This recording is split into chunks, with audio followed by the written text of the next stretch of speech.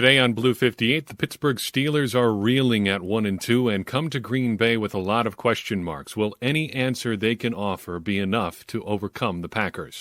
Blue 58! Hello and welcome to another episode of Blue 58, the one and only podcast of thepowersweep.com. I am your host, John Meerdink. Very happy to be with you here for another preview episode. Already week 4. Let's dive right in.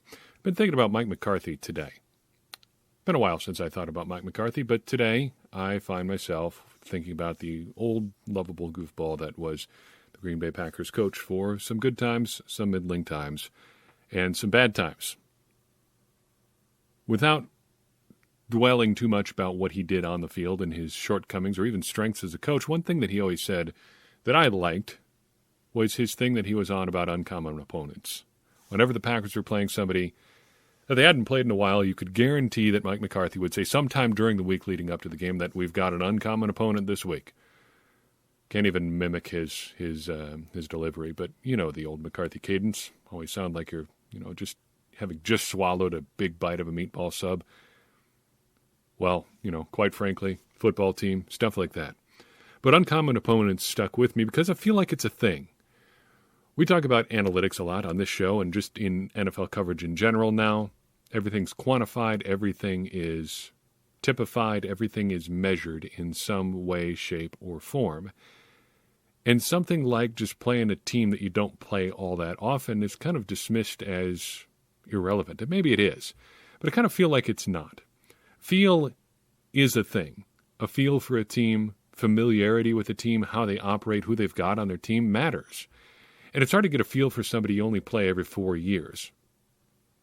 And on top of that, playing the Steelers this week, how do you get a feel for a team that you really haven't played in what amounts to a serious game in more than a decade? Because it's been a while since the Packers and Steelers have really played each other at strength. Let's rewind the clock. 4 years ago, the Packers and Steelers played late in the season, but Aaron Rodgers was out with a broken collarbone, and the Steelers won 31-28. Packers were surprisingly competitive. We'll talk about that in a couple minutes here. In 2013, Aaron Rodgers also had a broken collarbone, and the Steelers came into Green Bay and won 38-31. High-scoring game, 21 points for the Steelers in the third quarter, and the Packers just can't get it done. In 2010, really technically 2011, the Packers played the Steelers in the Super Bowl. You know how that went. Then in 2009, the Packers played the Steelers in Pittsburgh, and the Steelers pulled out a thriller, scoring on the very last play. But as you can see there, it's been a while since the Packers have played the Steelers when they can give the Steelers their best shot. But now, the roles may be reversed. As we head into Week 4 of the 2021 season, the Packers are the contenders, and the Steelers are the ones hamstring by quarterback problems. But it's not because Ben Roethlisberger isn't playing. It's because Ben Roethlisberger has very quickly become way too old. Or, if he was already way too old, he has very quickly decided that playing this season was a bad idea. If both sides play how they're expected to, this one may be a bit of a laugher. But you never know. Things can make some interesting turns over the course of a game, over the course of a week. And depending on who's available for the Steelers, they may be able to offer a little bit more of a fight than we anticipate. Let's talk about the Steelers then. Overall, who are the Steelers? Classically, we're talking like 30 years ago now, they've been a hard-running, hard-nosed defensive franchise. But they're not that anymore, and they haven't been that in a long time. Even when Le'Veon Bell was at the peak of his powers in Pittsburgh, he was more of a receiver than just a pure runner, and he certainly wasn't a Jerome Bettis hard-hitting downhill runner. Their offense has been Ben Roethlisberger throwing the football for some time, quite some time. And it seems like that's what they're trying to be again this year. Or maybe they're being forced to try to be that again this year because they're really banged up on defense and they've had to throw to get back into games this year. So far this year, the Steelers, though, are winning their close games. They squeaked out a 7-point win over the Buffalo Bills in Week 1, putting them at 1-0 when they are within a touchdown. You will see the immediate problem there because the Steelers come into this game at 1-2. Do the math there. 1-0 when they're within a touchdown, 0-2 the rest of the games. That means they're getting handled pretty frequently when they can't manage to keep it close and pull it out.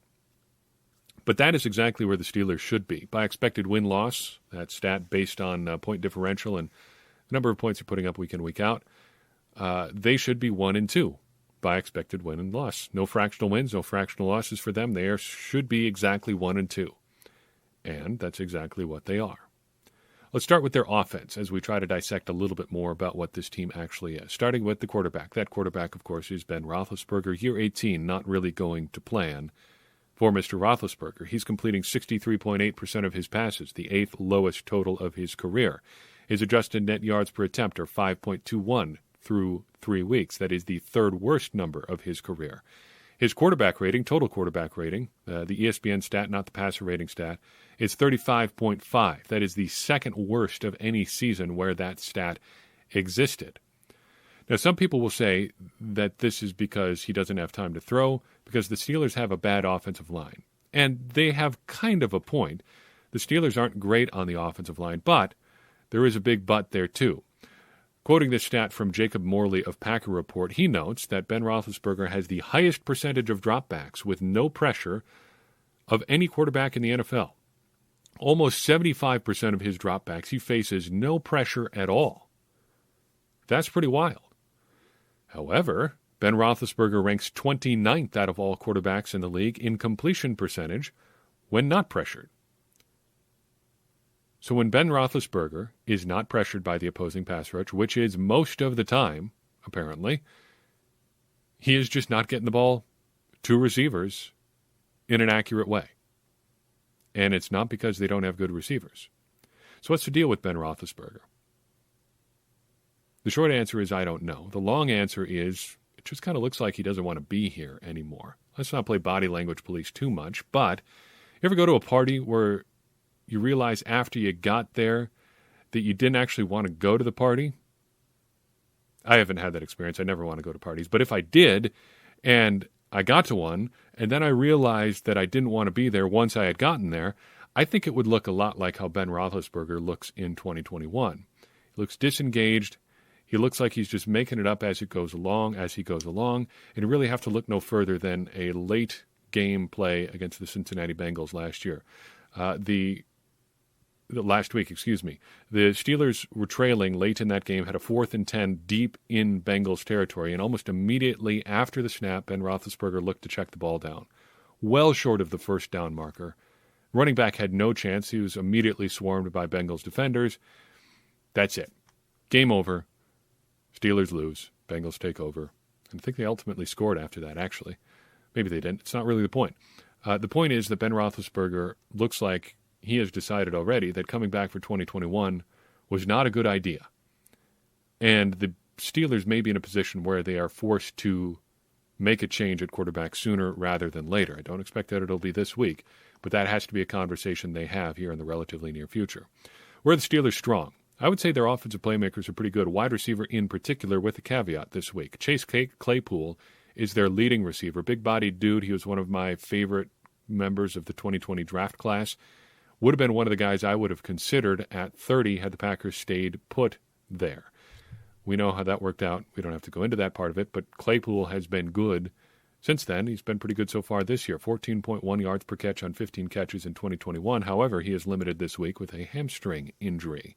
That's okay, because the Steelers still have Juju Smith-Schuster as well. Now, he's not quite as hot as he once was. He's only averaging 9.1 yards per catch this year. He did have 97 catches last year, and I've got to think Ben Roethlisberger's decline has something to do with that. He, too, though, is limited with a rib injury this week. See where this is going? Steelers do have some weapons there, but they've got a quarterback who's not playing well, and their weapons also a little bit banged up. So then where are the Steelers vulnerable? Well, they do not run the ball particularly well, which is a bit of a problem for a team that spent its first-round draft pick this spring on a running back. As we know, running backs don't really make their offensive line all that much better. It tends to be the other way around, which seems like they're putting the cart before the horse there a little bit when they try to fix their running back position before fixing their offensive line. That's their problem, though, not our problem, because the overall point is that the Steelers, despite their best efforts, and those efforts not being very good, do not run the ball very well. They are 29th by DVOA through 3 weeks. Part of that is game situation. the Steelers have been behind a whole bunch, and you don't run the ball a whole bunch when you are behind. But I think if the Packers can stop their already weak running game again, they can force Ben Roethlisberger to throw, try to get them back into the game, and based on what we've seen from Ben Roethlisberger so far in 2021, that is probably a good thing for the Packers. Who should we know about on defense? Let's talk about Pat Freiermuth, 6'5", 258-pound rookie tight end out of Penn State. He's got 8 catches for 82 yards and a touchdown so far in 2021. I'm not particularly scared of him, but the Packers aren't just tight end killers. And if you've got a struggling quarterback with a bunch of dinged-up other offensive weapons, identifying his security blanket is probably not a bad idea.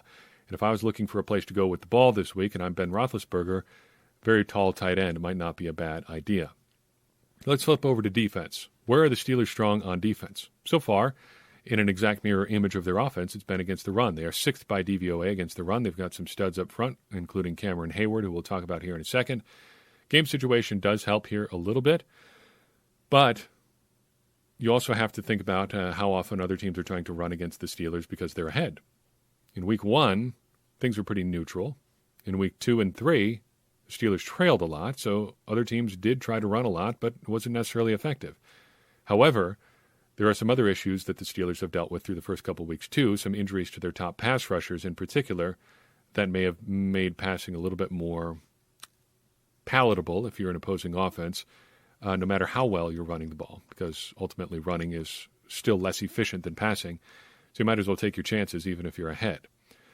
As far as vulnerability, I would say pass defense, though, with a caveat, much like their strengths on offense. If we're looking at receivers as a strength, but they've got injuries, we've got to say kind of the same thing about the Steelers' pass rush so far, or the pass defense in general. They are 23rd by DVOA, small sample size to be sure, but another part of that is injury stuff. T.J. Watt and Alex Highsmith, 2 of their top pass rushers, have been limited so far this year by injury.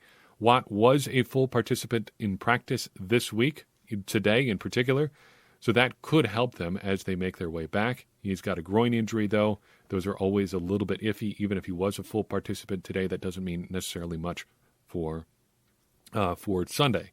Highsmith was still limited, so even if their pass rushers, even if one of those 2 pass rushers is back and slightly healthier, you still have to think they're not going to be as effective as they'd like to be. But if they are, if their pass rush is healthier and more effective, they'll probably be slightly better against the pass too. So take that weakness with a bit of a grain of salt. Who should we know about? I'm going to throw Melvin Ingram your way as a name to watch. If your number 3 pass rusher, even nominally, is Melvin Ingram, I think you're in pretty good shape. He's in his 10th season, first away from the Chargers, first in San Diego, then in Los Angeles. Through 3 games, he's got 1 sack and 2 tackles for loss. Not too shabby. More of a rotational guy at this point in his career, but still very productive for a long time with the Chargers, now brings his game to Pittsburgh. We are far enough into the year that I think it's worthwhile to start talking about ball hawks and production ratio. We talked about ball hawks on the Wednesday episode of the show as one of the stats that we track for defenses. I figure it's worth a look for opposing teams as well to see who's making plays on the ball. Generally, the Steelers have been driven in terms of plays on the ball by their defensive front right now. They've got 8 players who have 2 or more ball hawks through 3 weeks, but only 3 are defensive backs: James Pierre, Cameron Sutton, and Terrell Edmonds. Cameron Hayward, though, is the big real stud here. He's got 5 ball hawks, and he's doing it just about every way. It's not like he's just piling up a bunch of sacks and getting them that way. He's got sacks, he's got passes defensed, he's got a fumble forced, doing it all the definition of a playmaker. As far as production ratio, just a quick refresher, this is a measure of tackles for loss and sacks per game. Generally speaking, a number above 1 means you're doing a pretty good job. So the ratio of sacks and tackles for loss per game should be 1 or better. And right now, through 3 games, the Steelers have 4 players with a PR of 1 or more: T.J. Watt, Ingram, who we mentioned, Cameron Hayward, and Terrell Edmonds, the safety. He's got 3 tackles for loss through 3 games. It's pretty impressive. Tells you he's probably playing around the line of scrimmage quite a bit. This is early, so rate stats are a little bit funky, but it's worth considering and worth noting that the Steelers are productive in their defensive front here, even early in the season. And it's a marked contrast to the Packers because they've got nobody even above 0.5 so far this year. So I think it's noteworthy that the Steelers have been able to produce to this level. Last time the Packers and Steelers played was all the way back in 2017 in Pittsburgh during what I would argue is the worst of the Rodgers-less swoon that year. The Packers had just been shut out by the Ravens the week prior. Now they head to Pittsburgh to take on the Steelers on Sunday Night Football. Early on, the Packers played them surprisingly tough. In fact, throughout the game, the Packers played them pretty tough. Probably the best start of Brett Hundley's time with the Packers. He finished 17 of 26 for 245 yards and 3 touchdowns. The Packers led 28-14 late in the third quarter when Mike McCarthy sent Mason Crosby out for a 57-yard field goal. Now, the Steelers stadium is notoriously difficult for long-range kicking. Crosby missed. The Steelers went down and scored to make it 21 apiece. They traded a couple drives there. Then the Steelers scored midway through the fourth to go up 28-21. No worries, we've got clutch Brett Hundley here, who drove the Packers down and tied the game with 2 minutes to go. However, Ben Roethlisberger, pre-serious decline, was able to drive the Steelers down, working a solid 2-minute drill for a field goal after that as time expired, and the Steelers won 31-28. This week, though, I don't think that will be the case. I think the Steelers do not look like an NFL team right now, and I think the Packers have figured out what gave them problems in Week 1. In fact, the further we go along, the more Week 1 looks like a serious outlier. It took the Packers a little while to get things sorted in Week 2, but after throughout the second half of that game, I thought they looked pretty much like themselves. Week 3 was even better. Now they get to face a flawed team in Lambeau Field with a lame duck quarterback and nothing else really going for them. Maybe they'll get T.J. Watt back. Maybe they won't. But still, that looks like a game that tilts pretty heavily towards the Packers. Right now, the line is 6.5. I think the Packers cover that quite handily. Packers on top, 30-20. A lot of people agree with me, too. 95.10% or 95.2% of voters in our poll this week thought the Packers would win. That is a significant change from the week prior. For the first time in the history of our polls, the Packers voters, Packers fans, predicted a loss against the 49ers. That's incredible. Never happened before. But in general, people are feeling better about the Packers. People are even feeling better about Joe Barry. His approval rating has skyrocketed to a career-high 11.4%. Good on you, Joe. People in general are still feeling pretty unsure about the Packers' defense, though. 68.4% of voters think pretty neutrally about the Packers' defense. That is the highest total in that category so far this year. People with a neutral opinion on the Packers' defense.